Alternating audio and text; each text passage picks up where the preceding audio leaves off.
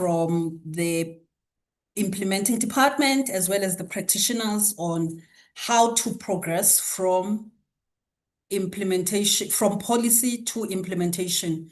We have two presentations, one from the private sector and another one will be from the public sector projects, and that our distinguished panelists will be sharing some of the lessons and how they managed to put in practice what is called some of the principles of the integrated social facilitation framework.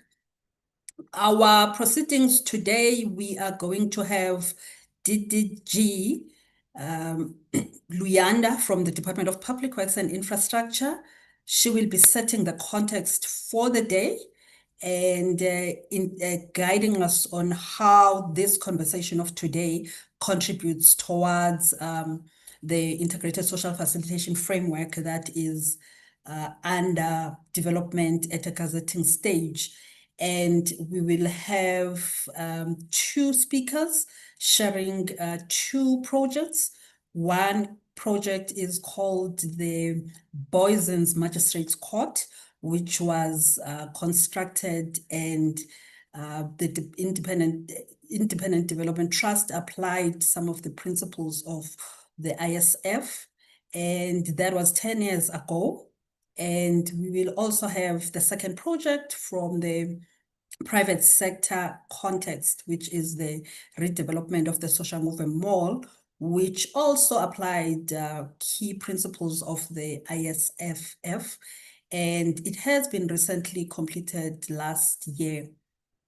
And you are so much welcome. And I will allow DDG Kafile to set the context for us today. Thanks. Good afternoon to all colleagues in the platform. As has been indicated, I am representing the Department of Public Works and Infrastructure. We are currently leading in the development and implementation of the integrated social facilitation framework. And I think, colleagues, it is important for us to contextualize this framework rather than it being theorized. We are now at a stage where those who have been following us would know that in the previous year, we gazetted the framework for comments, to receive public comments from the various stakeholders, because in the main, we are not developing this framework just for public works as a department and its entities. It is a framework that is meant to be utilized across the infrastructure sector. Many would know that if various entities will have their own form of interaction with social partners, and those are leading us to a fragmented approach in what we want to achieve. Over the years, some would have picked up that while we are trying to deliver critical infrastructure for the public sector and the private sector, there would have been various disruptions that have come up. And those disruptions clearly indicated to us that we are not integrating our stakeholders as efficiently as we should in our projects. And discussions then led us to have a framework that we are developing. In fact, it's already developed as we speak, hence we put it out for public comments in the previous year. It enables us to have a framework to say, as the state is planning R1 trillion in infrastructure development over the next couple of years, how are we then managing and ensuring that everyone that is meant to participate in infrastructure development is actively participating? Because infrastructure development is meant to be the flywheel that is going to grow our economy. So it says to us, we must then involve every single person in the economy chain. from your laborers, from the communities that are going to be end users of the infrastructure. So that is exactly why we have then decided to bring in every single player in the infrastructure sector to then discuss how we are then going to ensure that whether a program is developed by a municipality, whether it is national, provincial, or even a private sector development, we have the same framework that allows us to engage our key stakeholders on it. And I think over the last 2 years, we've had various discussions in various platforms that led up to our discussion, our first webinar that we held in December, where various players were also indicating and continue to make their inputs towards the framework. Now, at this level, we are just then saying, how do we then practicalize the implementation? How do we link the theory with practice to ensure that every single one person that is involved in infrastructure development can be able to see? And we use the existing benchmark to finalize this framework, because social facilitation has been implemented by various sectors. Even if you were to go to SANRAL with the road infrastructure projects, they have been doing it. IDT has been doing it on the social infrastructure that they've been building. So are various entities, even at a municipal level.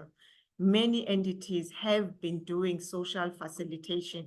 However, we want to now take it a level deeper to say, this is a framework that you are going to take across the sector and across all entities, private and public. So today's session, colleagues, is about us looking into the practical implementation.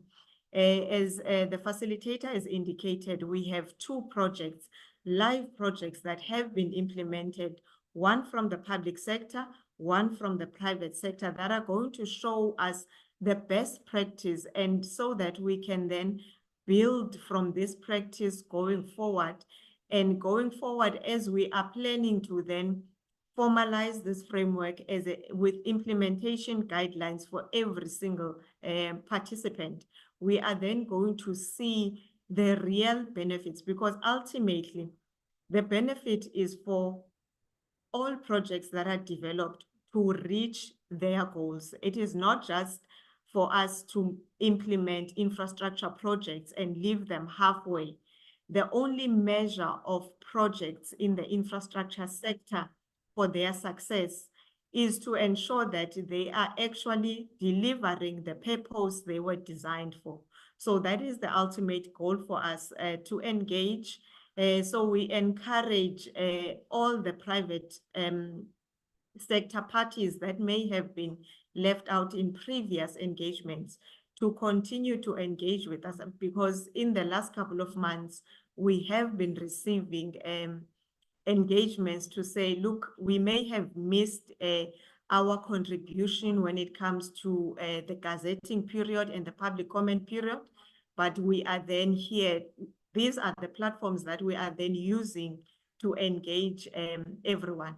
So I think, Program Director, let me not hold the meeting, but the main purpose is for us to look at the practical ways of implementing social facilitation for the success of our infrastructure programs. Thank you very much, colleagues. Thank you very much, DDG Kafile. Thank you very much for setting the context for us today. By the way, my name is Nomzamo Mungeta. I am representing a project called Infrastructure Technical Assistance Facility for Sustainable Development. We are a project that is housed at the National Treasury, and we are funded by the European Union. And as DDG has set the context for us, colleagues, our theme for today is from policy to practice. And what we mean by that, colleagues, is we are not merely developing a policy, but we are bringing forward or sharing how to practically apply the principles that are indicated in the policy. And the expected result is how best do we improve how we are planning infrastructure, how we are delivering infrastructure, and how do we make sure that the infrastructure that is delivered is experienced and owned by the communities that we are serving. I am going to quickly provide the housekeeping rules for this webinar. First and foremost, we are intending to run the webinar for about 120 minutes. And you will notice that all the microphones are muted throughout the session. And we will provide an opportunity during the Q&A session. And you will be unmuted to allow you to speak. Cameras, we are allowing that they may remain on or off depending on your preference, unless you are requested to switch it on during the Q&A session. During the Q&A session, we have a protocol, and please, if you can use the chat box to post your questions, comments, as the speakers are engaging on the presentations. Excuse me, if you do experience some sound or connectivity issues, please check your internet connection. And if you are struggling further than that, do leave and reconnect the session. We will be recording the session, and we are live on YouTube. I think on the National School of Government platform on YouTube. We will also make the presentation slides and the resources that will be engaged on today available post the webinar. Please kindly raise your hand if you would like to contribute to the conversation, and we will have we will request your participation in some polls during the webinar. We kindly request that you are respectful in your comments and the interactions you are having in the webinar, and do avoid sharing confidential or sensitive information. We are also collaborating in this webinar with the SACP-CMP, and the members of SACP-MP are eligible for 0.15 CPD points under the category of public policy priority issues. We will be sharing the QR code to that effect during the webinar. Last, colleagues, we are requesting that you ensure that your full name is displayed for attendance purposes. And we will be requesting that you fill in a survey at a later stage of the webinar, and we will provide the survey results post the webinar. And really, the survey is to really help us to improve as we host further webinars in the journey of the ISFF reform. Thank you, colleagues. I will quickly move to the next part of the webinar, which is the most interesting part, dealing with the two presentations that were indicated earlier.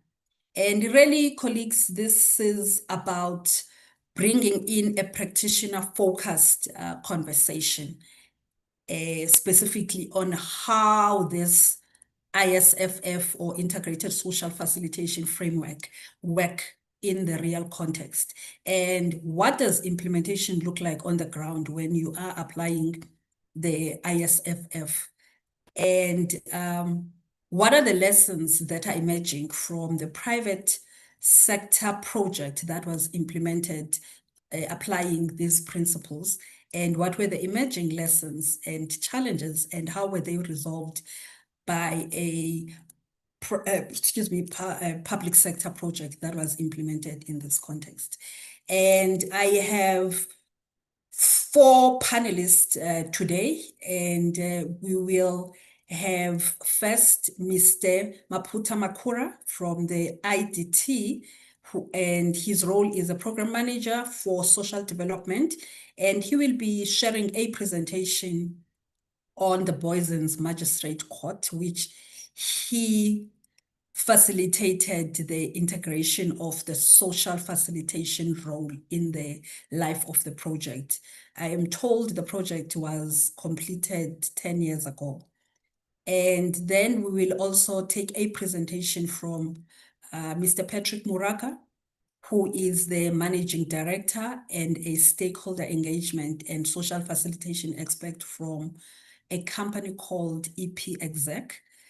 And after they have given us a presentation, we will convene a panel extended to the 2 panelists, Mr. Mulatelo Muwasa, who is the Chief Director for Program Management from the Department of Public Works and Infrastructure, and lastly, Mr. Mashele Peli from the Independent Development Trust as a portfolio manager for the social development portfolio. And thank you very much. I will hand over to Mr. Makura first to give us a presentation. Thank you.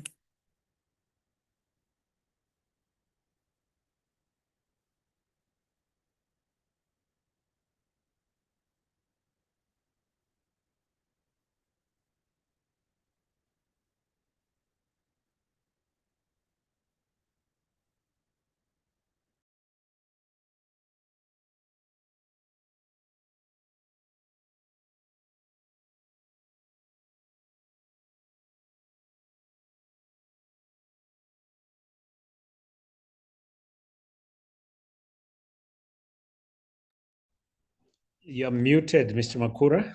Please unmute. Mr. Makura, you are unmuted. Can you mute yourself? Yes, I'm trying to upload the presentation. Slides. Yeah, my presentation. Yeah, I want to share the presentation. Sure. But I want to share you're sharing the window. I want to share my presentation.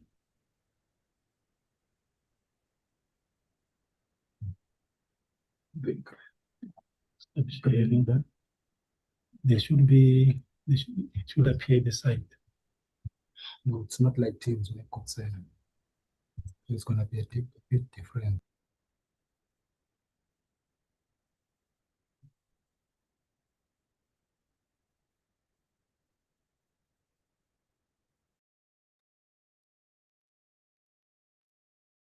We seem to be experiencing a little bit of a technology challenge with Mr.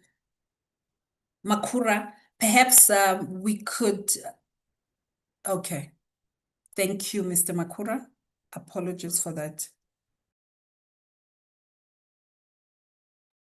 Yes. Where do you see the presentation? Is it gone now? Do you see the presentation? Yes, we can see. We can just, if you can just put it on slideshow, thank you. I don't see the site. IT, where is that IT? We're calling our IT to assist to show it. Maybe in the meantime, Mr. Muraka, could we start with your presentation for the redevelopment of Soshanguve whilst Mr. Makura is sorting the IT glitches?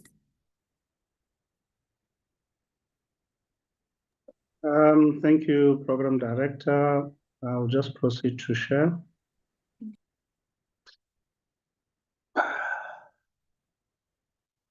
I take it everybody can see my screen? Yes, we can. Thank you.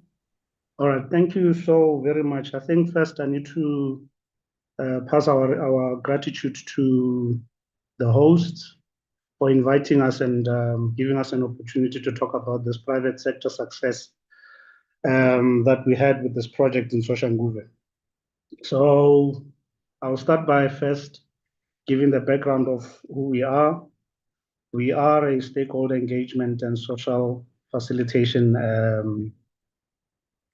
service provision company, which was founded originally in 2018. We have done a number of private sector projects, mostly in the retail sector.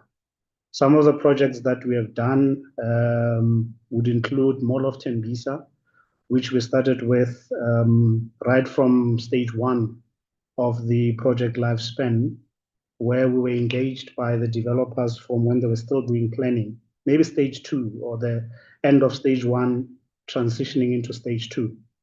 And then we also did Katlehong Crossing Shopping Center. We did AE2 Shopping Center in Soweto. And then we are currently doing, we just currently closed Soshanguve Mall. I must also mention that we are working again on 2 other projects. There's a Soshanguve student accommodation that we're busy with in Soshanguve again. And there is a jumbo mall in Wheatbank that we are also busy with. So that has been our speciality. We are also in support of the formation, and we are looking forward to the success of the integrated social facilitation framework, because I can tell you now that by the time we did the first project and up until the last project, we had no idea that government was coming to the rescue. The work we do appeared like it was just somebody trying to play clever with the community, whereas, it's good to see that the government was actually paying attention to the work that we do, and that it's going to be one day become a policy that we can all depend upon. The company, under the stakeholder engagement and social facilitation, we provide we've got 6 different categories of services that we provide. Talks, which would refer to stakeholder engagements themselves. Incubation, which is the work that we do of assisting local businesses within the areas where our projects are. Placements, where we provide the placements of local resources, that is local small businesses and local job seekers and other resources that might be needed by a project. We also do project spend management. This particular item came about out of experience, where one particular community member at one of the projects asked that, if you are saying this project is benefiting the community, can you be able to quantify that beneficiation numerically instead of just telling us that community has benefited from the project? And from there, we learned and realized that it's quite important to keep the records of the beneficiation to local resources. And I can tell you now that the projects we've done, like Soshanguve Mall, we actually have the records of how much was paid to each and every single company that worked on site. Some of this information goes all the way to the selected contractor. So we were that much involved in understanding the beneficiation to the local community. And then we do project social impact. We do public relations as well, where we need to also, put the fingers on the pulse in terms of how is this project, how is the relationship of this project with its community throughout its lifespan. And all the 6 that I've mentioned, the purpose of us having them in that manner is to manage external stability of a project and to also maintain internal stability of a project. Because as soon as you are able to deliver a project that is internal and externally stable, therein, that's where you are able to start a project and complete it without stoppages, if there is any, or within budget as well. So the focus is on ensuring that the project that we are working in is both internally and externally stable, and those resources above are for that purpose. Just need to move this thing away because it's covering some of my content. Okay. The sharing screen was actually covering some of my content. I just need to move it to the side. So Soshanguve, if I'm to speak about that particular community, it is quite a dynamic community with a whole lot of challenges. So we went into it knowing very well that it's not an easy project. In fact, before we even started with the project, it was mentioned by a number of institutions that they perceive that particular area as a red zone because projects within the area to as little as 3 kilometer radius all the way to 25 kilometer radius have known to have come to a standstill or could not even take off from the ground because of the known challenges within the built sector or the built environment. So the transport hub across the road, just as you cross the road from Soshanguve, had a lot of stoppages there. They had a lot of challenges. There's even records of fatalities that are related to construction mafia activities. I don't like that term. I'm using it simply because I want people to understand the context of this paragraph. The rates are an issue as well. When you bring a project into communities such as Soshanguve, and this is not exclusively for Soshanguve. In fact, it's across the entire country, where we find that professional companies that have been in the industry for years have developed some standardized industry rates, but those rates do not communicate to small businesses that you find at a local level, and that disparity between the two pricing structures is one of the issues that creates the instabilities. The area of Soshanguve is a border between Northwest and Gauteng. It's a border between Soshanguve and Mabopane. For those who knows, they will tell you that, these communities are so divided that even socially there are challenges there. If you are doing a project in Soshanguve, even if it's divided by a line, you get barred from sourcing resources from Mabopane and vice versa. Sometimes even within one particular township, you get barred from sourcing resources from a different ward as to where your development is. And then the other issue is activities of LCCs, and I know people will ask what this is. This is a subject that I believe one day we will talk deeply about. But by LCC, I'm referring to local content controllers. So there are people who are at times self-founded leaders of the community. They are not even elected to positions of power.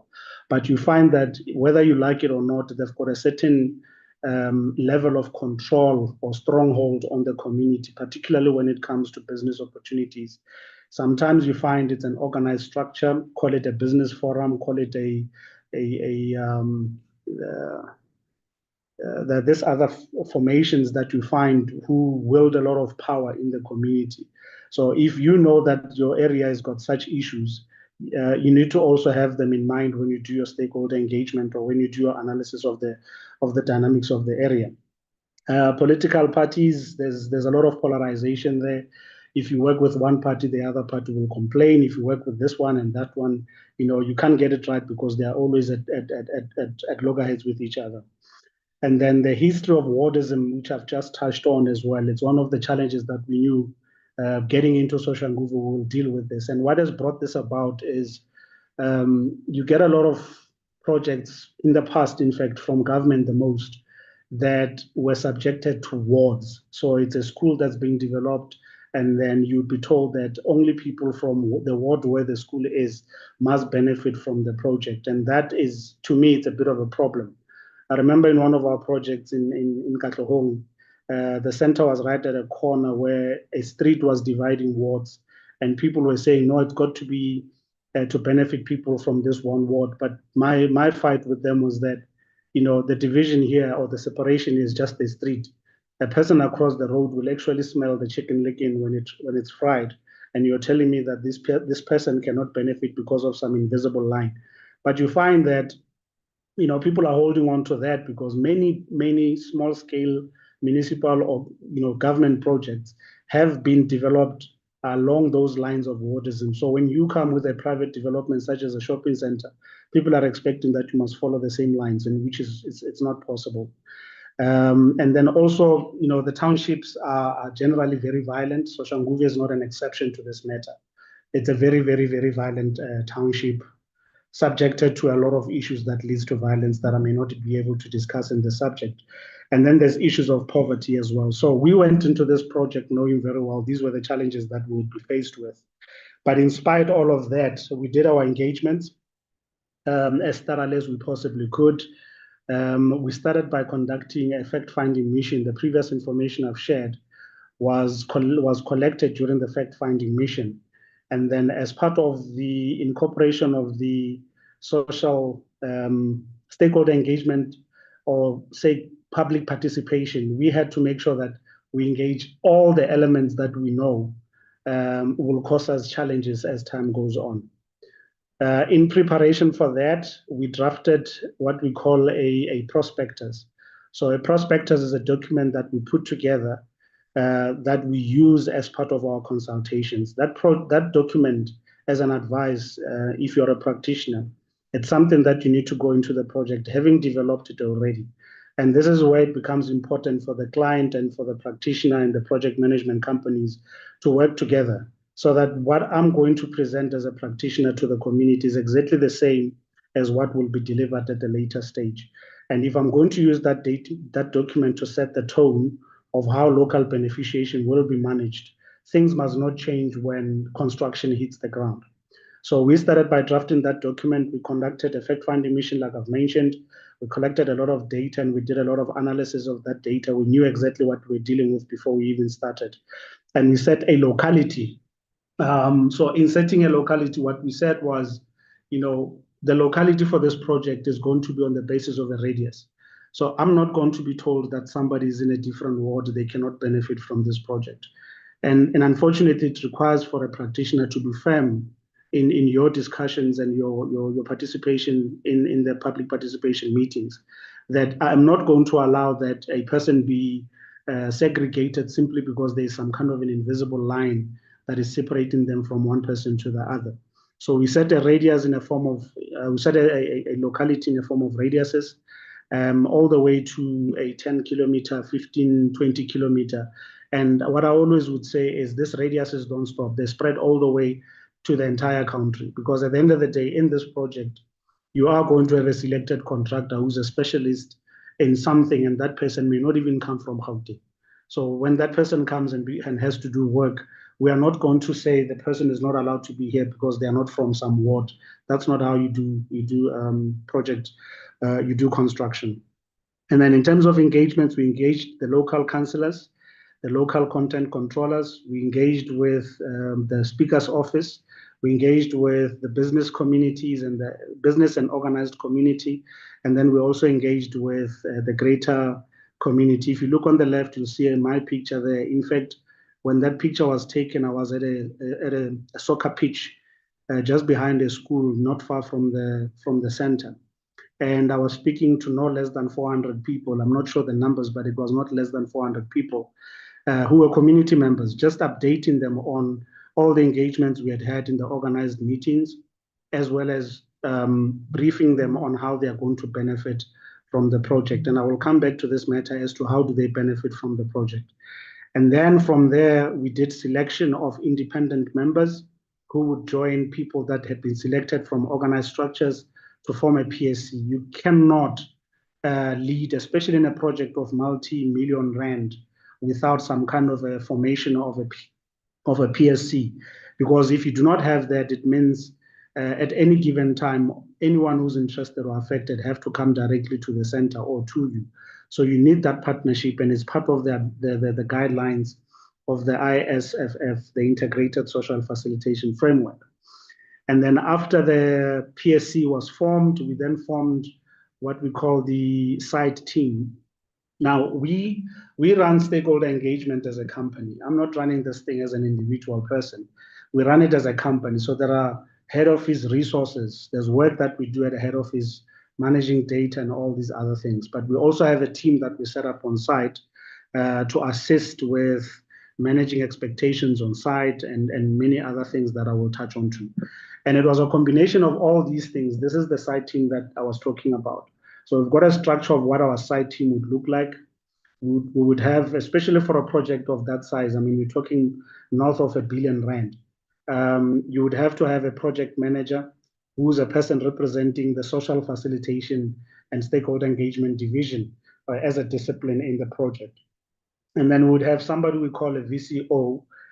This is a person we refer to as a verification and compliance officer. This is a person who's assisting with the processes of access control and just making sure that the promises we made of local beneficiation are not being bypassed by those who can bypass the gates and end up in the site without going through proper induction and declaration processes. And then you would have an administrator on site as well. So the previous information that I've shared now, it's how we have packaged ourselves or packaged our service provision so that we can be able to deliver a project such as Soshanguve. In order to do that, you have to maintain a one-door policy. The stakeholder engagement and social facilitation office becomes the one door for information. If you want to get a benefit of whatever sort out of the center, you need to know that this is the only office that you can engage.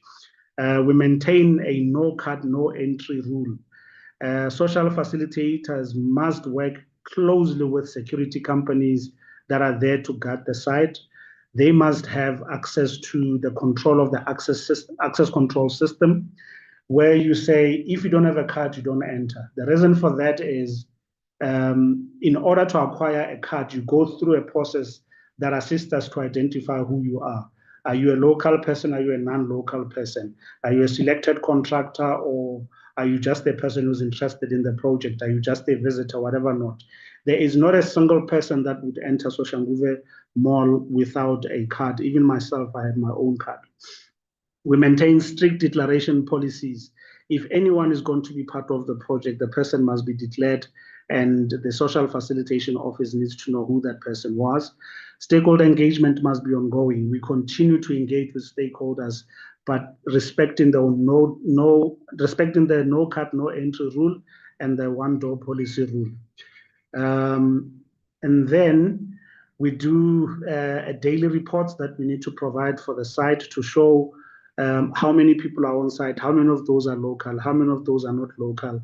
And we do project records around local spending and social impact of the project. We report all those things to the project on a daily basis, on a weekly basis, on a monthly basis.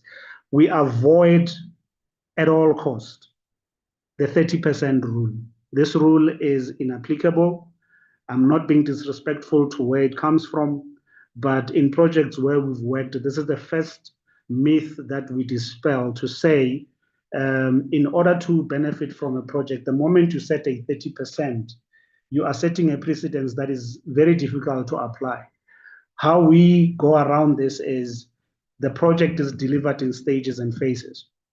So if you are going to be doing bricklaying, at the time of bricklaying, we will acquire resources for bricklaying. And bricklaying must not be limited to 30% and 40% so and so. Bricklaying must be about the quality of work that a person can provide, the right prices, and the quality and the price and the speed of delivering the work that they have to deliver. And we found when we did our statistics that we had gone way above the 30% mark by simply applying the by stages beneficiation. And then we hold regular meetings with the PSC to make sure things don't fall apart. We keep the client up to date with all the activities of internal and external stability. And then we keep the records of engagements, and we share all those records with the project management team and with the client as well. Just a little snippet. These are some of the numbers that were released in October last year that shows a local spending of about 7 million during phase 1, which was the value center, and a 9 million. So the target was 7 million and the spending was 9 million. So we went above the target that we had set for ourselves. For the main mall, we had a target of 36 million and we went above that to about 60 million. And this was in October. We still have records that are being added for the final report, which will be released quite soon. So this is just an indication of how detailed the work that a social facilitator has to do, and the keeping of the records as a measure to making sure that we can say that this project has indeed benefited the community. So yes, once again, I repeat, we do support the ISFF, and we believe it's going to bring ease into the industry. We are faced with challenges. Most of those challenges are actually just basic misunderstandings. But of course, we know we've got people that have taken advantage of those misunderstandings, and they are the ones who are bringing the country to stand still and stopping projects all over the place. So I'm really looking forward to the time that the ISFF would be in effect. In terms of us aligning with the framework, yes, our engagements were quite organic. We engage with people as people. We have made sure that our engagements are done early in time so that we can get through the hurdles of questions and concerns. If there's any battles towards beneficiations, we can sort them out long before we set our foot on site. And I think this is one of the factors that practitioners must take to account, even developers themselves, or should I say clients themselves. We cannot go to site and once you've got your plant there, that's when you say you're going to engage with the people. By then, you've already heightened the expectations. You have given an opportunity to those that are taking advantage of projects to garner support from the community, people who otherwise would not have had support had it been that they were engaged in time. And then in terms of co-creation, the social contract, the stakeholder engagement social contract helps to move the process from theory to practical. So when you show the community, this is how you're going to benefit. These are the benefits that have been set aside for the community, because we know for a fact that's where the community excels.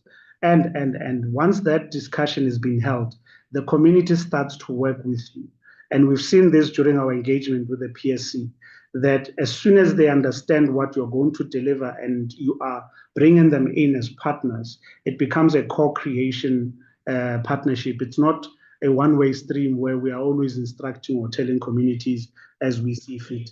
And then in terms of co-ownership as well, communities tend to take ownership of something they felt pride, they felt they were part of, and that's what we've experienced with our projects. I remember with Mall of Tembisa, when we had in 2021 July, the civil unrest that we had, Mall of Tembisa was one of those projects that was protected by the community itself because they felt the co-ownership. And we are seeing the same with Soshanguve Mall, that the way we've engaged with the community and we've walked the path with them from the start to finish, they feel they are part of this project and they feel they've got some sense of ownership to the project. And of course, they respect their partners.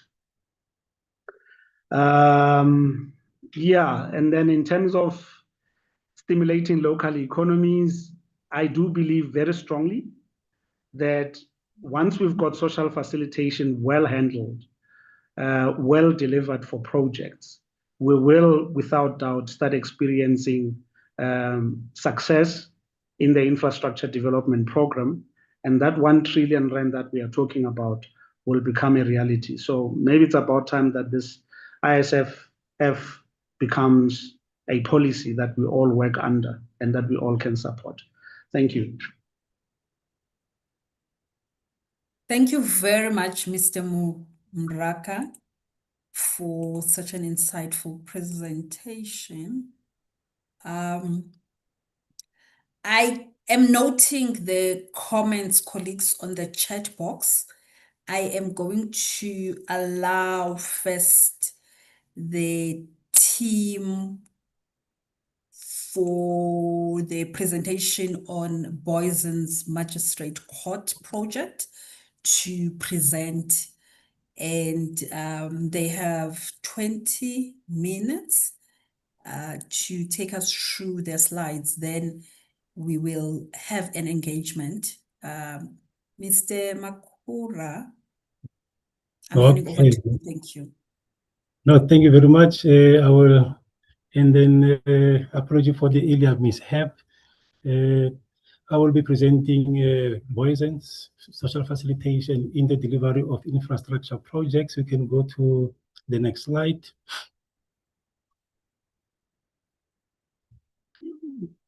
Yes, and this will be the table. I will not actually engage it. Then let's go to the next slide.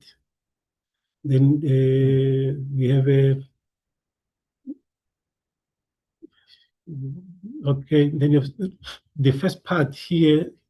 The first part here. My apology again. I think this is the incorrect slide. Nomzamo. Yeah.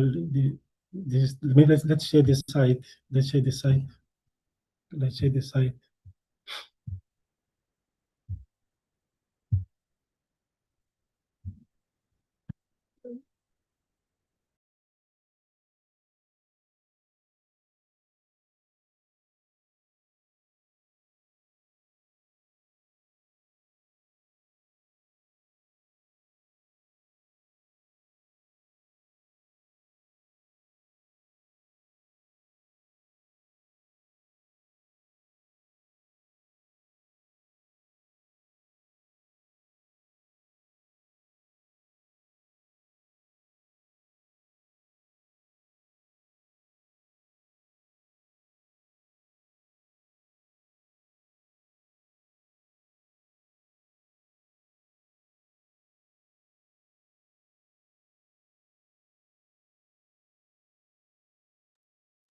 Mr. Makura, we cannot see your presentation.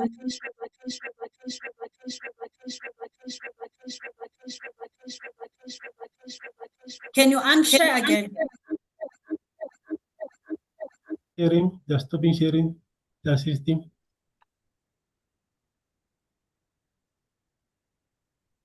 Okay, they are sharing. It should be coming up.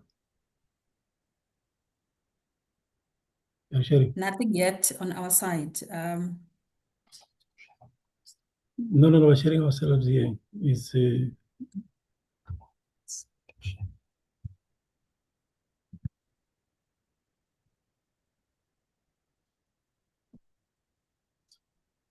be sharing.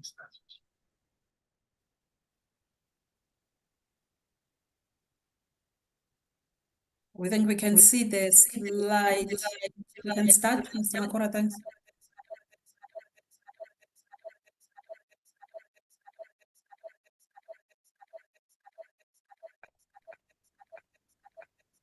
Mr. Makura, I'm sorry, I think you muted.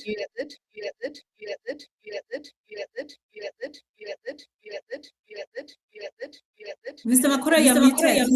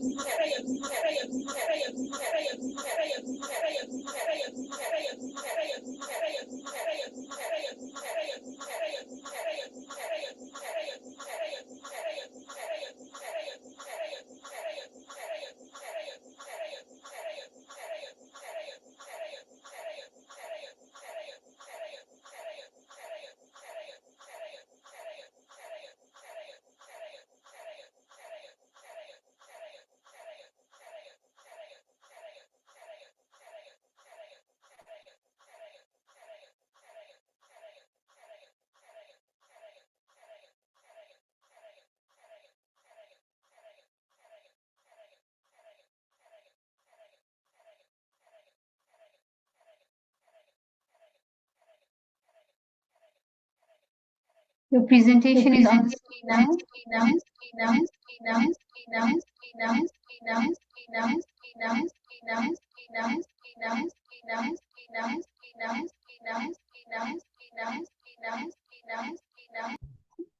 Okay.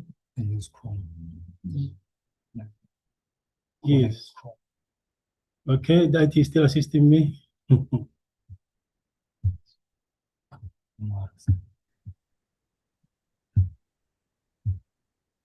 Yes. Yeah. Finally, the very sure. Yes, I apologize for that. Finally, it looks like it will happen. Okay, are we good now? Can you all see the screen? Yes, we can. We see the projects. Yes, you may continue.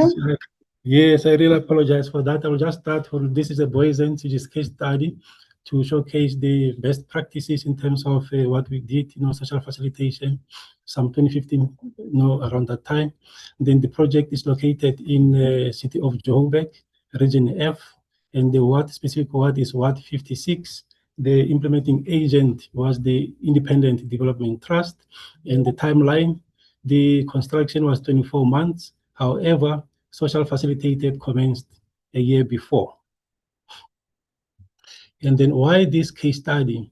This project was delivered years before integrated social facilitation framework was formalized, yet it successfully applied core principles of organic engagement, co-creation, and co-ownership, which are critical in terms of the ISFF.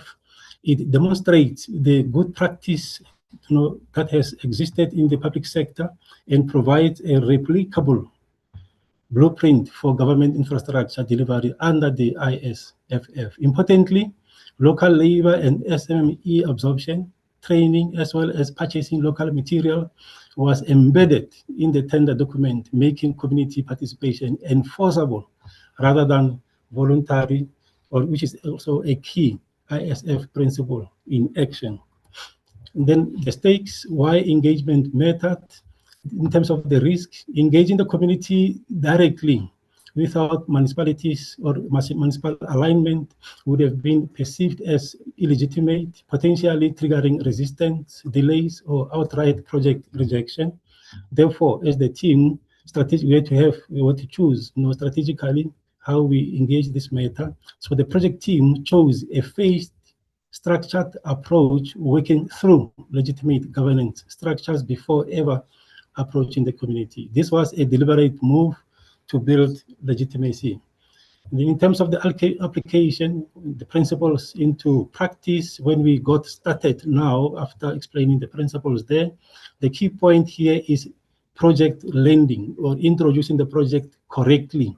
And in this case, we started with the Office of the Speaker in June, on the 10th of June, to introduce the project. The Office of the Speaker then referred us to the regional office within the city of Joburg, the regional director responsible for Region F, because the project is in Region F. We met the regional director together with the team on the 1st of September 2015. And then we also introduced the project. We secured the buy-in, and the regional director now, together with IDT, they took us to the sub-regional office, Tefontein, because that's where the project would be managed directly. They introduced IDT, we introduced the project, and that took place in October 2015. And at that level of the municipality, the project gained support. So it took 5 months to introduce the project through different facets of the municipality to secure legitimacy of the project through existing governance structures. City of Tshwane, City of Joburg, the two areas, and ultimately the lower level of City of Joburg, which is Region F. Then building the governance structures.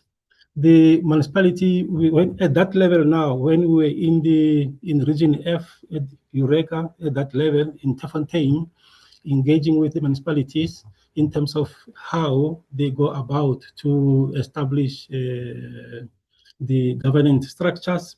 They guided us that the municipality preferred, the representative participation, or the participation of the community through the organizations, representatives of the organizations that are active in that area. So in that regard, then they actually had a database and invited a first group of organizations, which we met. And when in the first meeting with these organizations, representatives of these organizations, community organizations, they also further indicated there are others which we further invited those. And then we had the second meeting with a larger group of the organizations active in the community. And it is in this meeting that it was agreed in terms of the representation of the PSC and the formation thereof. But then it was agreed that while the core of the PSC will be coming from the community representation in terms of their organizations, but also in terms of the support and very close to the PSC, and forming part, an integral part of the PSC, should be a layer of support organizations where you have IDT to play the administrative role. You have IDT, Department of Justice Regional Office, and Region F itself.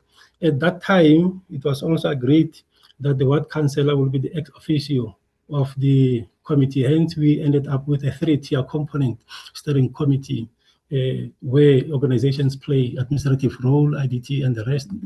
And then we have the political office, and then we had the community representatives in the form of organizations. More importantly, to indicate this, political organizations, as political organizations, were excluded to keep the focus on development, so that we don't have partisan interest creeping in, and this ensured the PSC remained a delivery-focused body. Then we go to now that we have the project steering committee, that process was finalized in November 2015. Now that we have it, the issue was about its powers, to make sure that it's not just a token, but they actually have real powers.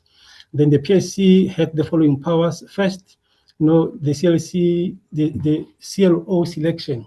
The project steering committee conducted the initial shortlisting of community liaison officers. The 3 candidates from the pool that was shortlisted by the PSC, then we forwarded to the contractor for final selection. And the reason why 3 were forwarded to the contractor was to give him the opportunity to actually select from the best. Then the database oversight, the project steering committee oversaw the compilation of databases for labor, skilled workers, local SMEs, and material supplies.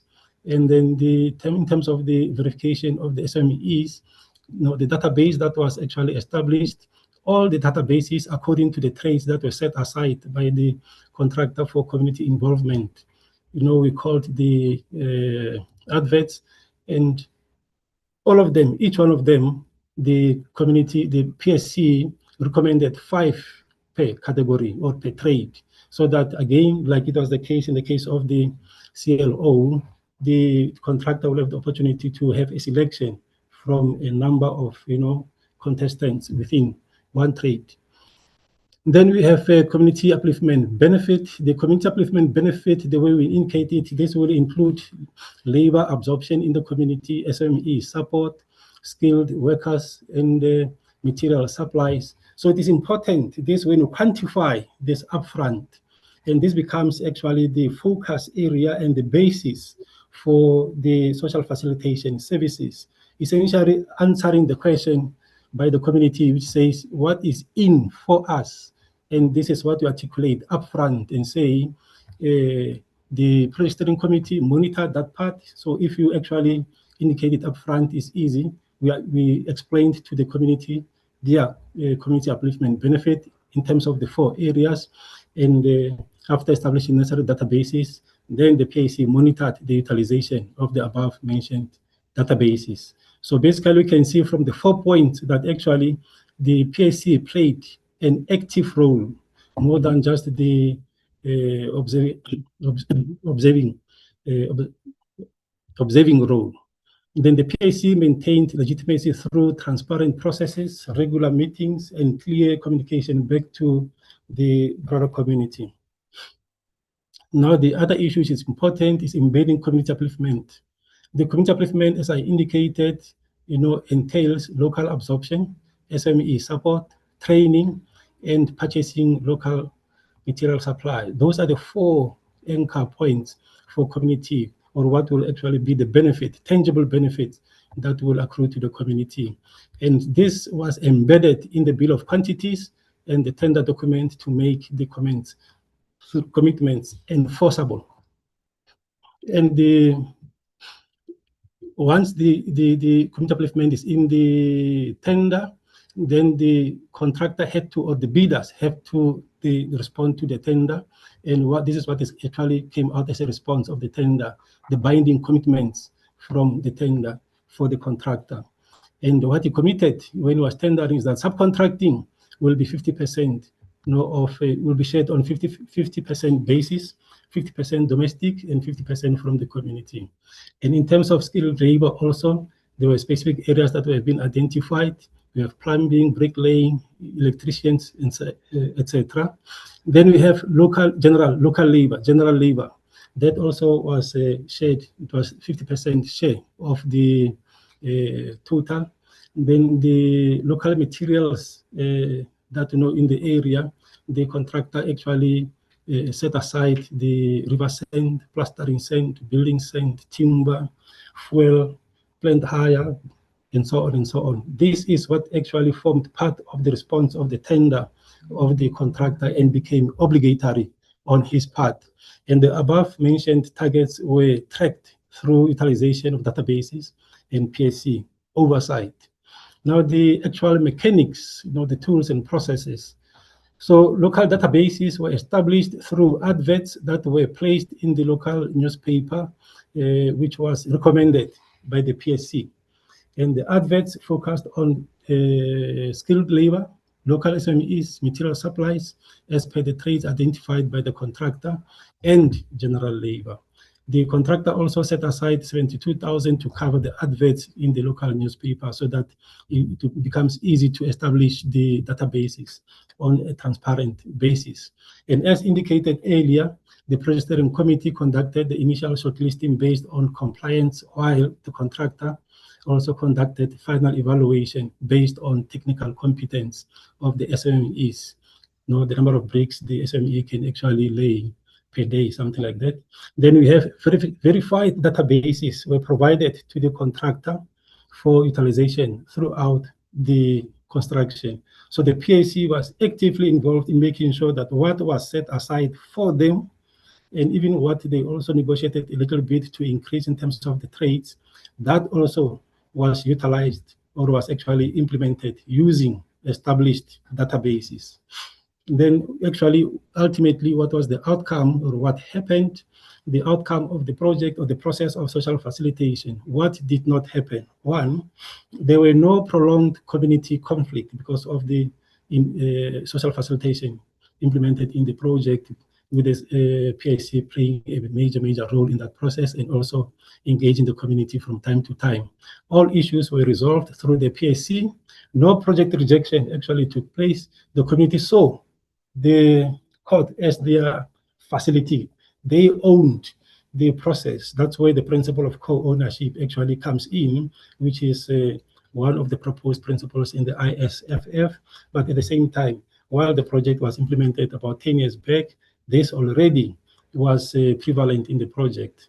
Hence, the project was protected by the community against external influences that would generally affect the project negatively. Then what did happen? Actually, we had 3 stoppages, work stoppages, and 2 of them lasted a day each, and 1 of them lasted for 2 weeks.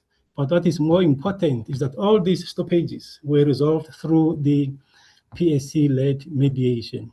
And the PSC assumed leadership with the IDT, the contractor, the municipality, Department of Justice actually playing a supportive role. Then the project was completed in time despite the disruptions. And what we did right in that area, even though we didn't have sight of what we have today in terms of the principles of ISFF, but what we did right at that time is organic engagement. And this entails or can be reflected in what we did when we through the first entry, via the municipality structures, the office of the speaker, which referred us to the director within the city of Johannesburg, which went with us to introduce the project to the sub-regional office in Tafontein, and the ward councillors there, and ultimately the community organizations that we met, and the community meeting we had, and the pre-steering committee that we interacted with.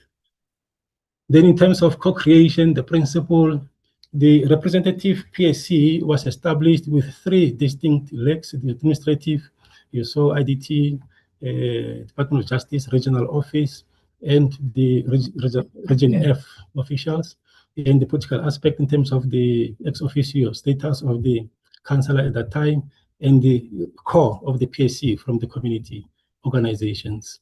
So the PSC shaped the processes, including CLO shortlisting and SME verification.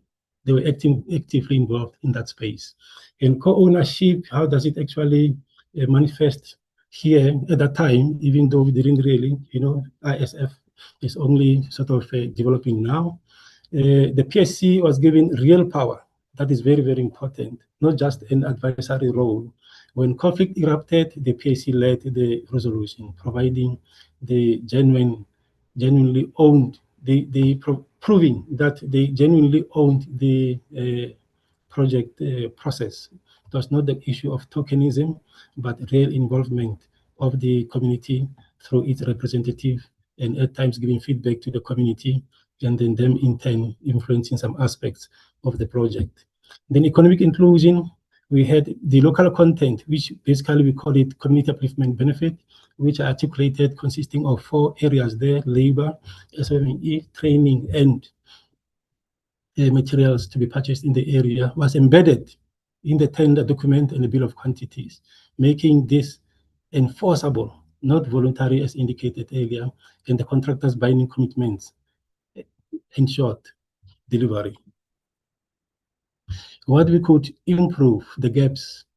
So at the time, what we didn't do, unfortunately, is the survey of the community after the project is complete, just to check their level of satisfaction. That we didn't do, but the ISFF today is giving us that opportunity, hence we propose it in the ISFF.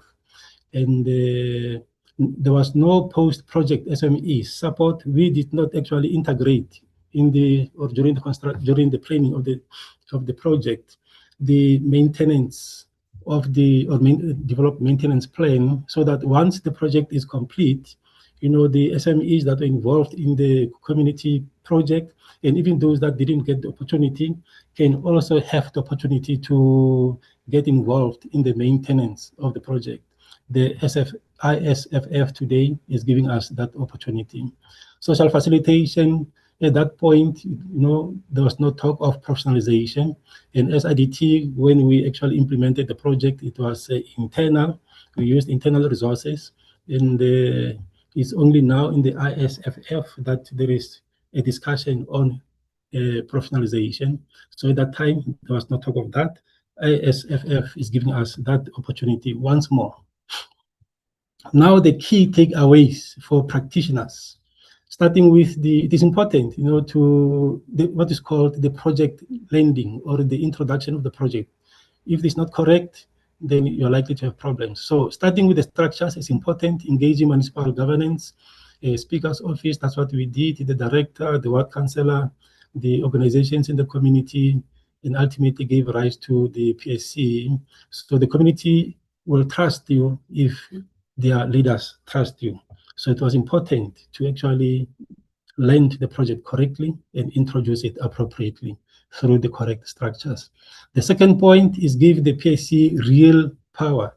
As I have tried to show that in the project, we actually gave the PSC real powers.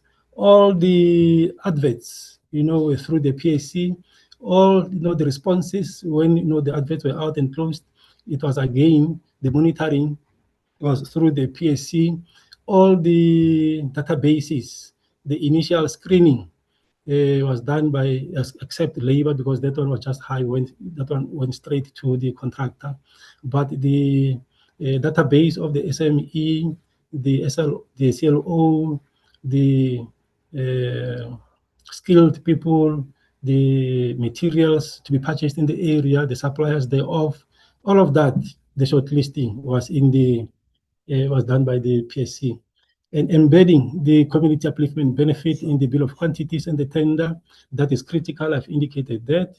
And then verify, it is important for the PSC to verify, just do the initial screening, then forward the rest to the contractor, and then make a little bit budget for to allow for the advert and so on. And look, conflict will always be there. All we need to do is to make sure that we have structures that can resolve the problem as soon as it arises. And then the ISFF in this case is giving us the learning opportunity. It gives us the tools to do even better next time when we use the ISFF. In closing, Boysen's Magistrate Court project proves that community-centered infrastructure delivery is possible in the public sector. It demonstrates that the principle of organic engagement, co-creation, co-ownership have been practiced in South Africa before. The ISFF now gives us the tools, standards, and professional recognition to do this consistently at scale across all spheres of government. And finally, we look forward to supporting practitioners to make this new normal for South African infrastructure. I thank you very much.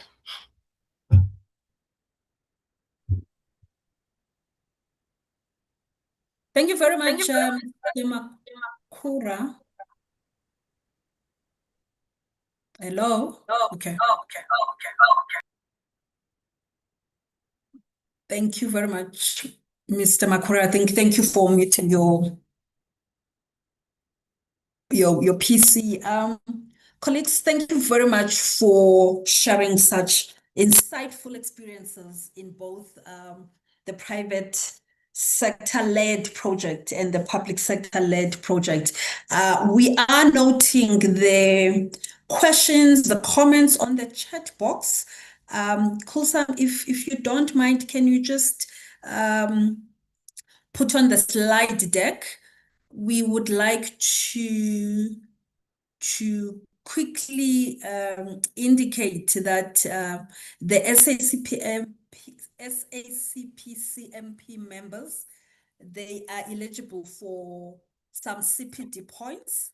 And we do have the next slide. We do have the QR code. It's the next slide, Kulsam, thank you. We do have the QR code, and we will be sharing the link on the chat box for the claiming of the CPD points whilst we are continuing with the moderation, as well as engaging on the Q&A chat points, questions, and reactions. What I am going to propose, colleagues, we are at 3:15, which essentially means we are 4 minutes over the presentation time. So we will not, we will bring all our 4 panelists, Mr. Muraka, Mr. Makura, and Mr. Muwasa, then lastly, Mr. Mashele. And I'm going to pose one question for each of my panelists so that we can allow the conversation to be opened for the participants on what their reaction and some of the questions that they would have. If you can please, Kulsam, help us just bring the panelists spotlight the panelists into the platform. And the first thing that's coming out in the panel, in the Q&A, is the issue of the CPD points, which I have addressed. There is a CPD link for SACPMP registered members. Then the second issue that's coming up is the sharing of the presentations. We will share the presentations after this webinar. There is a slot before we finish for all participants to fill in a survey. And what will happen is from that survey, we will have your contact details and you will get a full pack of all the presentations made in today's webinar. So please worry not, that will be shared as soon as possible, as early as tomorrow, the full pack. I'm just going to do first round of my questions.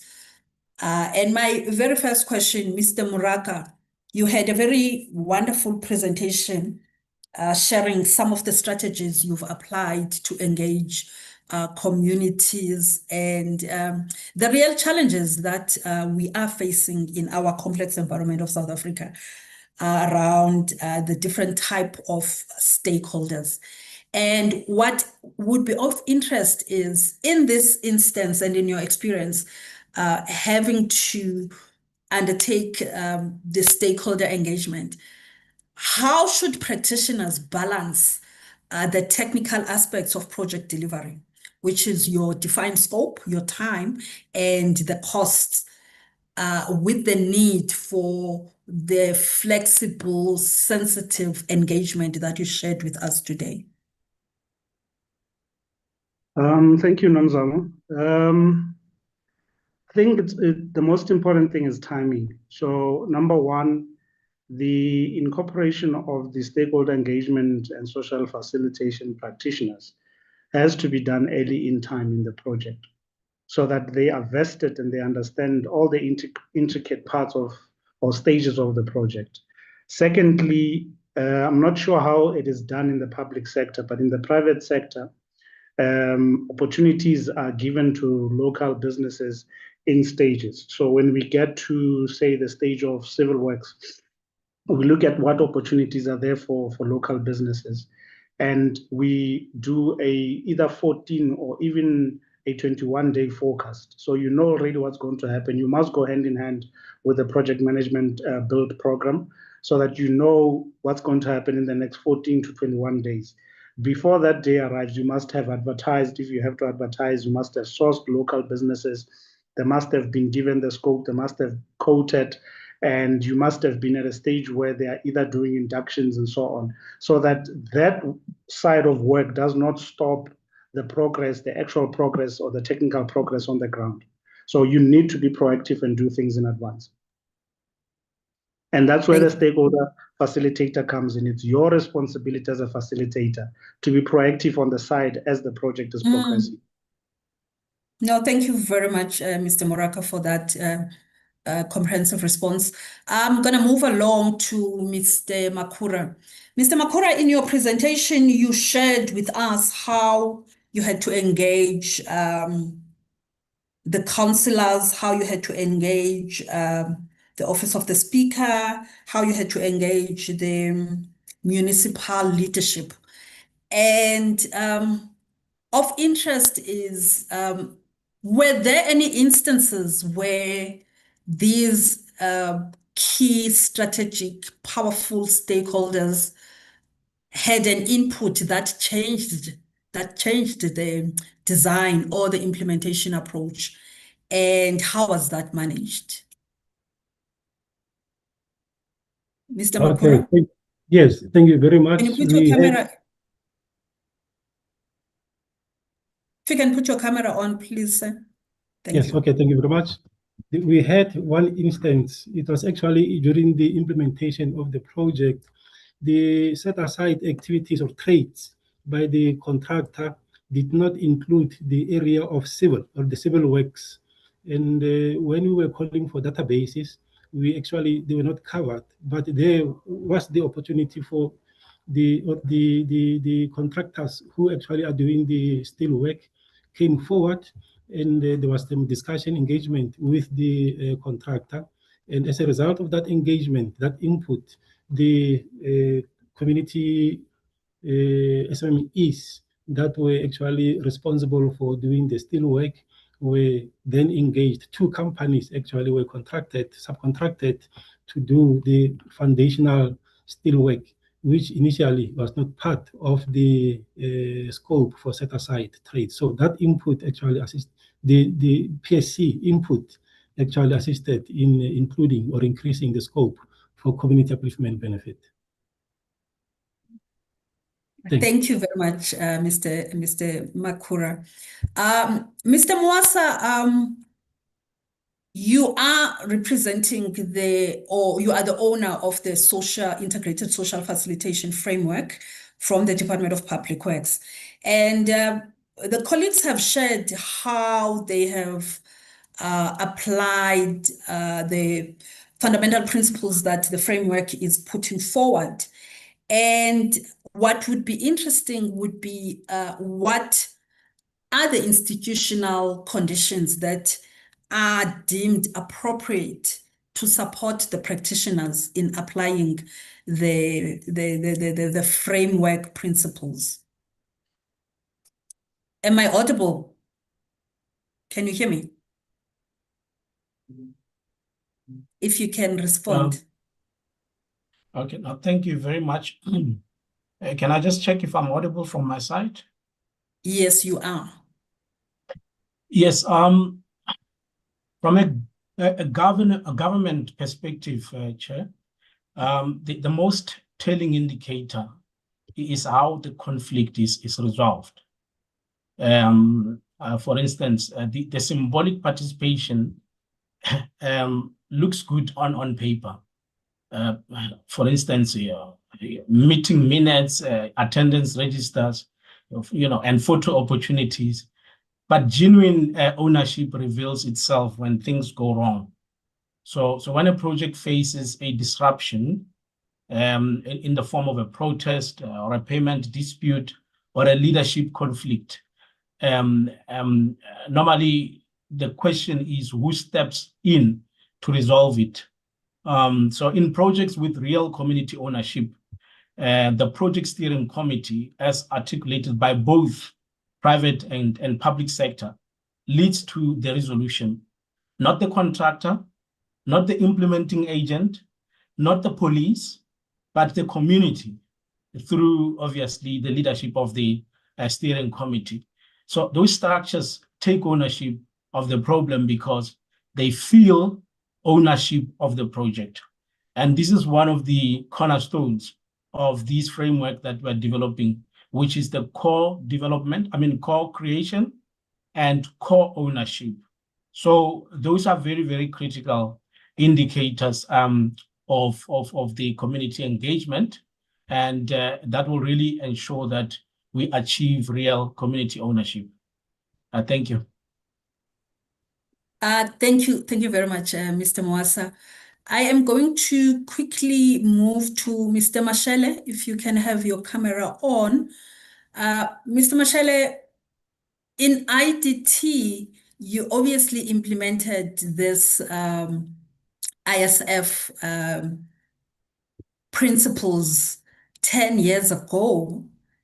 And what would be interesting to hear is what would be your recommendation for the sector to strengthen the community of practice, more so that the stakeholder or the community unrests for infrastructure delivery have become a very high prevalent factor in the past 5, 6, 7 years?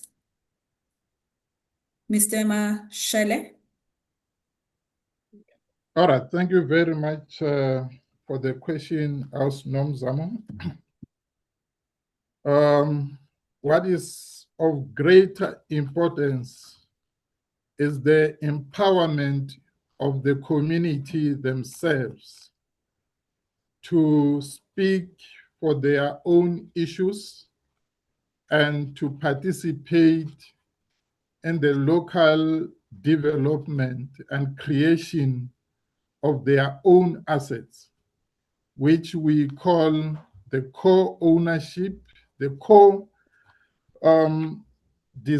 right from the beginning of the process, where they will be participating in the actual design of the project. They need to be empowered in order to influence the design of the process themselves and be able to elect the PSC, which will be representative of the entire community, as well as the elective of the CLO will be actually representing their aspirations selecting the kind of a person who will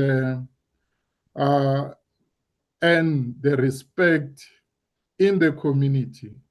Coming directly to your question in terms of the community of practice, here the community should be able to participate in the platforms where they will be able to share experience and lessons with the other groups, be either from the same local community or the neighboring or adjacent communities that would have implemented the project in order to tap into the lessons and experience from the other projects and also contribute in the development of other related projects that will be happening either within their own local community or local municipality and outside their community or the municipality.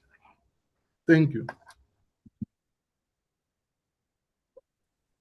Thank you very much, Mr. Makura. Colleagues, Sorry. Mr. Makura, Mr. Mashele, apologies for that. I am going to open the conversation to the participants. There are a number of questions that are raised on the chat box. Can I get a little bit of help on whether there are hands that have been raised? There is a question that Miss June. We have one. Hi, Program Director, we have one. Oh, now we've got two hands. Yeah. Okay, we've got.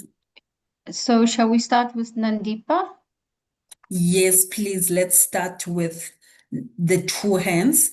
Then we will jump into the Q&A. Then we'll go back to the hands. Thank you. Tando, Nandipa. you may go. Oh, sorry, we've lost Nandipa, but Tando, you may go ahead.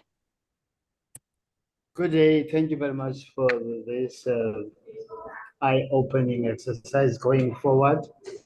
But I'm interested in the last point that Mr. Moshele mentioned, the empowerment of communities right from the code design. South Africa has got a problem with illiteracy. And also, I think Mr. Moraka mentioned that there are these local content drivers. People are not politicians nor elected, but they drive issues in the community. How do we empower? How do we get our communities empowered in the midst of the status quo in South Africa? Because this is really good on paper, as we have observed in South Africa, that things are good on paper. But when it comes to practice and implementation, it becomes a different story. Thank you very much. Thank you very much, Mr. Mchiza. Can I be helped whether Nandipa is back with her hand up, Kusam? No, she's not, but we do have Ndazo. You may go ahead. If Dandazo can also indicate the entity he or she is representing, please. All right, thank you so much. My name is Nomthandazo Solani. I'm from the IDT. I would like to kindly, to probably all the speakers, but I saw Mr. Makura spoke on it when he mentioned that PSCs or PSC, they must be given sort of like I don't want to say authority, but real power to drive projects. Speaking from my experience on the ground, usually PSCs they may feel like they have, or I don't want to say they may feel like they own the project, because that's they in a sense they do.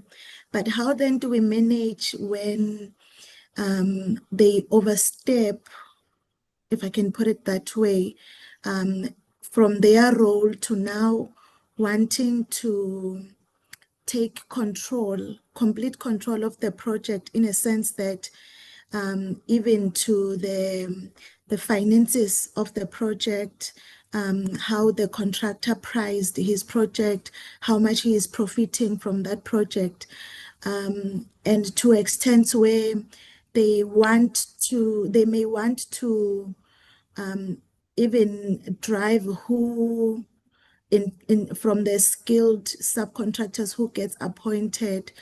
The issues, I think many social facilitators would relate that basically my question is, where do we draw the line? And as facilitators, how do we help in the managing of the role of the PSC and the role of the contractor, so that no one between the two stakeholders feels like they are now undermined or have lost control of the project? Thank you very much, Nomtandazo. We have I- two more hands on the floor. Would you like to take the two more questions, or would you like to deal with those first? Can we deal with these two first? They are also interlinked with some of the comments on the chat box. I'm going to request Mr. Mashele to respond, and Mr. Muraka, if you can also respond or provide a reaction. This is linked to what Bonke on the chat box raised around business forums, also around whether around structured processes to identify local beneficiaries, the whole governance of community integration and the PSC role in the implementation of the project. Thanks. Mr. Mashele and Mr. Muraka first. All right, thank you. I think the first question that I'm responding to relates to the empowerment of the community. How do we empower the community in order to co-design the project? All starts with the way we introduce the project into the community. Firstly, we need to identify the local authorities that will be either the municipality in an urban setup and the traditional authorities in the rural setup.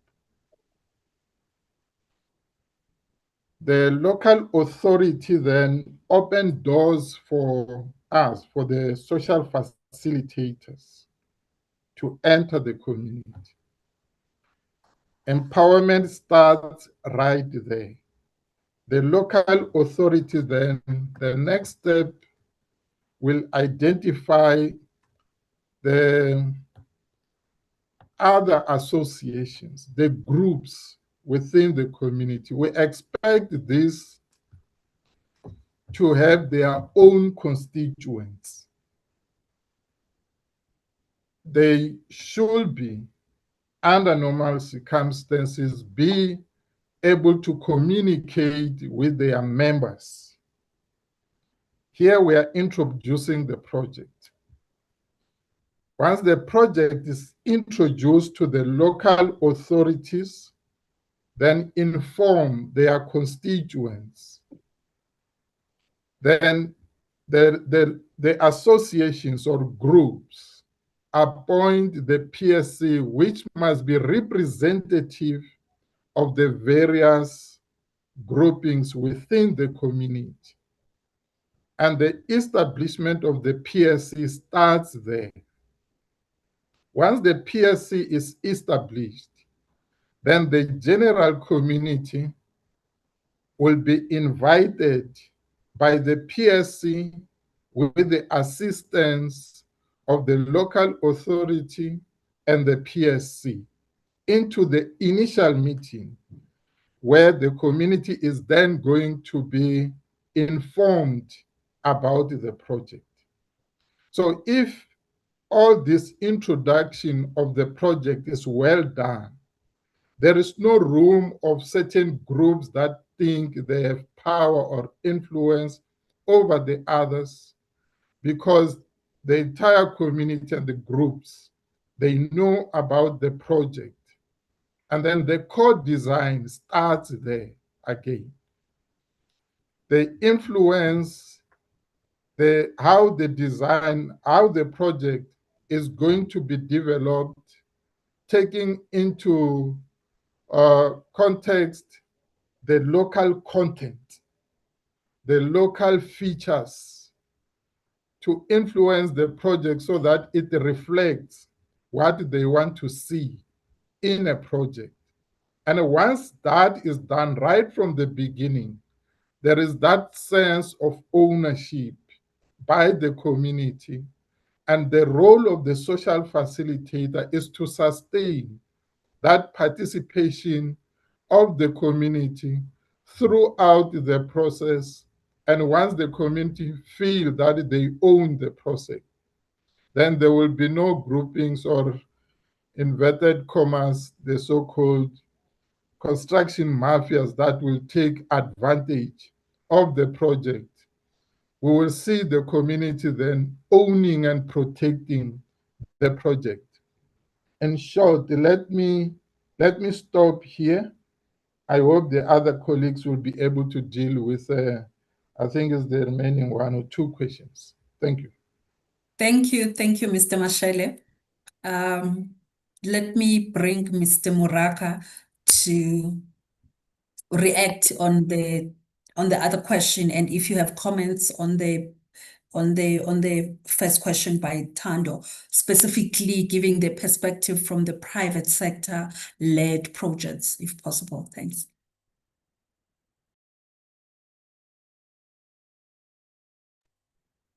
Mr. Muraka, you are muted. Yeah, I've written stuff here about Sando's question, but I'm not clear even to myself what did I write there. So maybe you could reiterate that question for me. But before you do that, then I can go to Nomtandazo's question about the PSC or the business forums wanting to overstep and maybe even taking control of the project. The social contract that you are going to have and the points of reference that you are going to set for the PSC together with the Speaker's office, if that is applicable. If it is not applicable, whatever the points of reference you're going to raise must be in such a way that you, as the stakeholder engagement and social facilitator, the practitioner, you are actually protected and the project itself is protected. But also, people must always be reminded what their role is, and their role must be very clear. The PSC does not own the project. And I had Nomtandas, when you were asking, you were saying, in a way, no, they don't. They don't own the project. Even if the project is a public project or a government project, they don't own it. It's a project of the people. It doesn't belong to them, even if they represent the people. They are there to look at how the community benefits from the project, and that the processes of the community benefiting are indeed working for the community.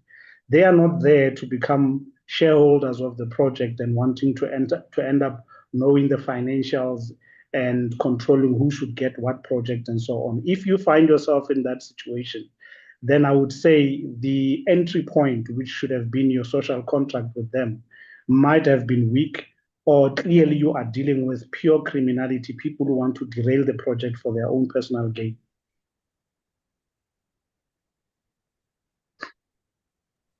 Thank you, Mr. Muraka.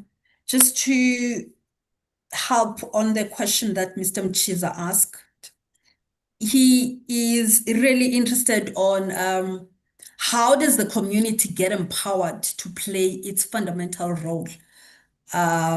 Because they are a critical part, and we know the dynamics that you have shared. I think you indicated the local content controllers being part of the community. And they do pose a risk to us a large degree. And it's how do we get the community empowered so they can really own or be part of co-creating and co-owning this development within their respective communities?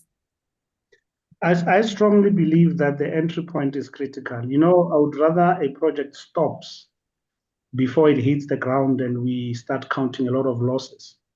I would rather it stops before you hit the ground. So if the social contract that you have, if the point of reference are not clear and definitive enough, then in the end you are allowing people to manipulate those points of reference and to use whatever access to power that they might have.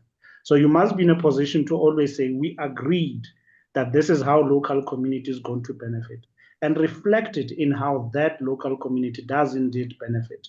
And the PSC is there as a reflective mechanism. It is where you meet with community representatives to say, thus far, so many local businesses have benefited, or they are currently doing this aspect of the project as part of the commitment that was done to the community.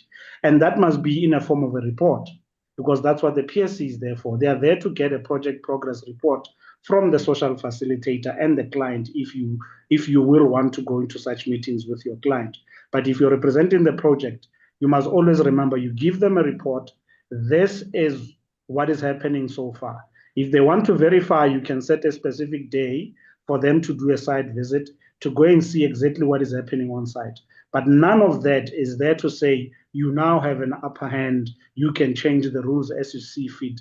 Once you get into that position, there's an infiltration. Somebody wants to derail your project. Thank you very much, Mr. Muraka. There are two hands that would like to give an opportunity, Ibrahim and Mahlako. I am going to kindly request that colleagues, you get to be direct in your reactions or questions. We are running a little bit out of time for the Q&A. Mr. Ibrahim and then Mahlako, if we can unmute Ibrahim first and hear his question. Thank you. Thank you very much, Chair, and thank you for this opportunity. I think it was a useful webinar. My question is just, for a large project like the Soshanguve Mall, the cost of such engagement is, as a percentage, is very small. Now, my concern is for a small project, say a 10 million or 20 million rand project, what is the cost of all of this that the gentlemen are talking about? And how do you budget for it?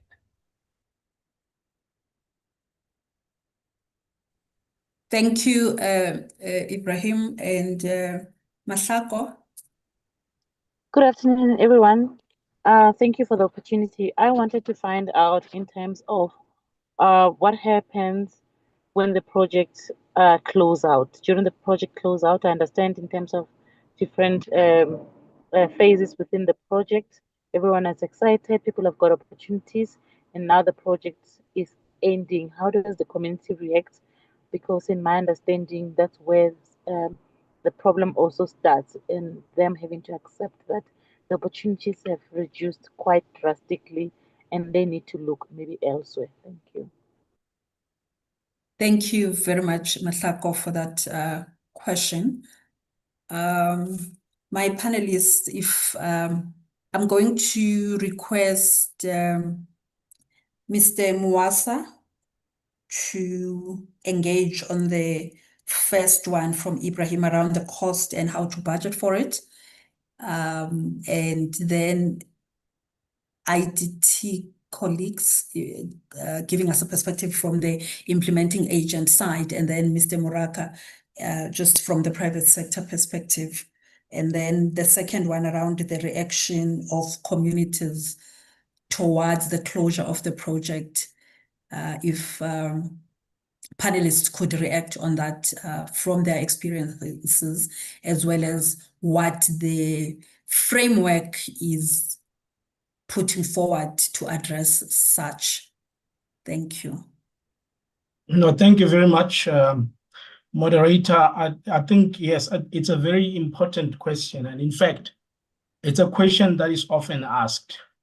I have engaged a number of stakeholders, and most of them, maybe not most, but some of them are complaining about the escalation of the project cost. Others all indicated that, for instance, you would have, especially the public infrastructure development, you would have the CIDB also saying there's the build program, which requires a certain percentage. And now you're coming with the social facilitation, which requires a certain percentage. My immediate response to them is that, okay, decide not to embed social facilitation in your project, and then look at the cost of that project, having to be stalled because you have not engaged the communities. Projects are there for the communities. So it's important that they be part of that co-creation. Now, there's no fixed percentage right now. We indicated in terms of our framework currently, which is still undergoing a process, which I will articulate when I do my closing remarks around the cabinet process, is that currently we are looking at a percentage of anything between 3 to 5%, but it's not fixed. It's not cast in stone currently, but we are looking at the principles that should guide you. If you look at what the IDT has presented here, it was a relatively small amount of about 72,000, but they've done a lot in terms of ensuring that the communities brought into the project. So maybe your answer should not really be about my project is very small.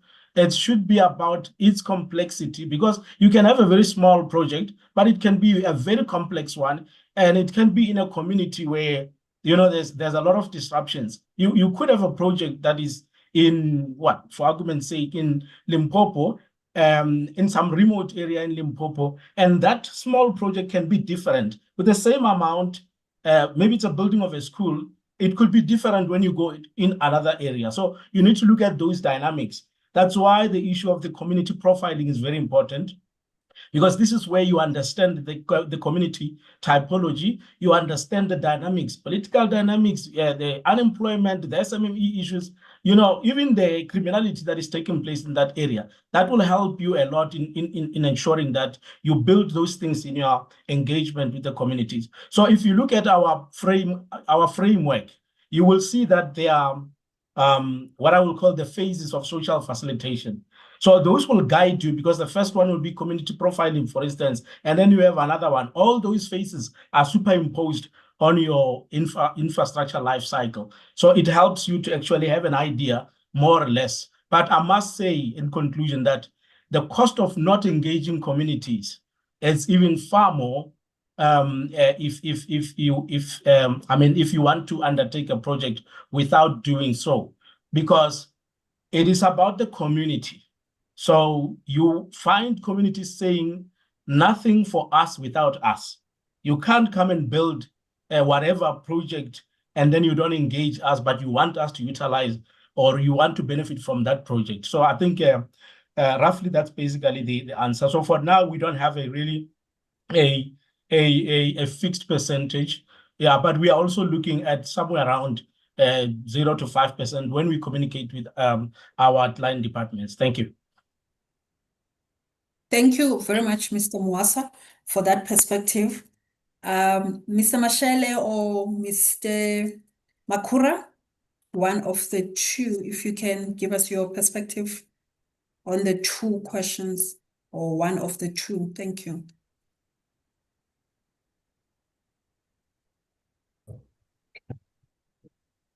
Okay, thank you very much. I will take the one with the close out. Yes, it's a challenge, especially because then the activities are tapering off and the opportunities become sort of smaller. But like I said in the presentation, we need to, even before the project ends, to look at the maintenance plan all aspects of the maintenance plan and actually somehow, identify opportunities for local involvement of the community. So the ISFF is proposing and is very strong on the need for preparing and engaging the client, preparing the maintenance plan and engaging the client so that when we exit at close out, then the maintenance plan kicks in. Of course, it's not going to be immediate, but some positions could be immediate, like landscaping, for example.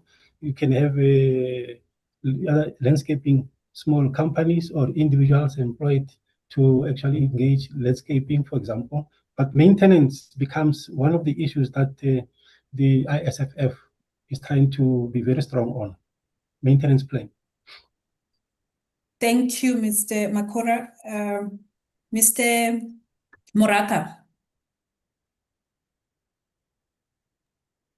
Yeah, in the private sector, the way that we have been doing it in terms of pricing is it's always based on cost plus basis. So we do have resources that we are going to use or rely upon for us to deliver our services, and we can sort of do a cost estimate looking at the lifespan of the project, because the drawdown is always on a monthly basis. So we can always calculate and say, for this project, this is how much it will cost for our services, and then on a monthly basis, it will be this much. And then in terms of the size of the project being big and maybe not feeling the pinch with the price of stakeholder engagement and social facilitation, I would say to that is you've got to have a structure. So we've got a structure that we use. We know that for this particular project, we are using all our resources to the fullest, and that will come with a premium price. But for this project, you cannot use all your resources because of the size of the project. An example that I can give, the project that we are doing in Soshanguve, it's a Soshanguve student accommodation. We do not have a project manager and a VCO and an office and all those resources because the project is small. So we scale it down. So I think the cost and the resources must also match the size of the project in terms of the cost to the client. And I think this was coming from Ibrahim. And then in terms of the project coming to an end, it helps to always be honest in your stakeholder engagement and in your meetings with the PSC. Always remind them the project is coming to an end. We are now entering a phase where perhaps we are headed into facility management. And when we get to facility management, the opportunities are not the same as construction. And let them participate in that phase, but what is done is done. I mean, you cannot promise what you cannot deliver. And if people are going to want to create non-existent jobs, then the question would be the budget for those non-existent jobs. Who must pay for them? Thank you. Thank you very much, Mr. Moraka. Colleagues, we had flighted a deck earlier with a link for a post-survey survey questionnaire. We are kindly requesting that you participate in this post-workshop survey, and this will enable us to share the webinar presentations and the resources that were shared today. So we are kindly requesting that you start working on that as we are wrapping up. Unfortunately, colleagues, time is against us. We are noting a number of questions on the chat box. What we will do, we are going to extract all these questions and formulate responses. And as part of the resource that we will be sharing with the webinar pack, we will include the responses to the very important questions that have been raised on the chat box. We are almost closing, and I would like to really call Mr. Mwasa from the Department of Public Works after the colleagues have engaged to help us with the closing remarks and some of the announcements he might have. But from my side, thank you very much, colleagues, for your participation. Our humble apologies for the IT glitches we experienced earlier, and we will improve as we progress just to tighten our IT. Mr. Mwasa, thank you. All right, thank you once again, our moderator. I think you have moderated us very well, and you have chaired this session very well in my own estimation. And indeed, I do notice quite a number of very, very important questions from the colleagues in this session. And as the moderator has indicated, we will definitely respond. In fact, those questions are helping us to shape this framework. The framework is still in development. You will have noted when the two presenters were presenting, they are talking about projects that happened before we even finalized this framework, which is going to go for cabinet, and we are hoping that cabinet will approve it, and then it then becomes a standard that can be applied. Now, so let me thank the presenters, Mr. Moraka and Mr. Makura, for their presentations, and to each of you for your engagement today. So we have had these powerful lessons, how the Boyson's Court project built legitimacy by engaging municipal structures first, and how local content was made enforceable through tender documentation, and how the Soshanguve Mall navigated an extraordinarily complex environment to deliver about 2,380 local jobs, 388 million in the local procurement, and with very little to zero work stoppages. These are not theoretical ideals, good people.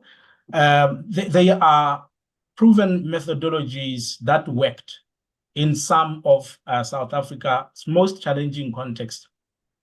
And they demonstrate exactly what the ISFF, Integrated Social Facilitation Framework, seeks to standardize and scale. So on the framework itself, the framework has received NEDLAC endorsement. And we have also received, I would say, a preliminary certification from the presidency through what we call SEAS, a socio-economic impact assessment. So we have received that. That allows us to engage your clusters, clusters in the form of your directors general cluster and your ministers cluster in the ESAID, the cluster. So just last week, the technical committee of this ESAID cluster has endorsed these. So our milestone, our first milestone, has already been achieved. And then on Thursday, the 26th, this coming Thursday, we will be presenting to the Director General's cluster with the cabinet approval targeted for the second quarter, and the national rollout commencing by the 30th of June 2026 as mandated by the National Construction Summit. Now, whether we'll be able to achieve that is something that we need to work very hard. But I think up until now, we have really collated so much inputs, and we have integrated them. We have analyzed them, synthesized them, and integrated them into the framework that we are now presenting to these clusters. And maybe, finally, maybe to cabinet, finally to cabinet for its approval or endorsement. So we are also developing a comprehensive implementation guide through the Infrastructure Technical Assistance Facility. And this is going to be structured in 6 modules, covering everything from community profiling to conflict management, which will include standardized templates and the very case studies that were shared today. Stakeholder consultations on the guide will run from April to June, and then we believe that our final publication of these implementation guide will be around August 2026. So finally, a call to action. The framework and tools are coming, but the real change depends on you. Start mapping your community governance structures now.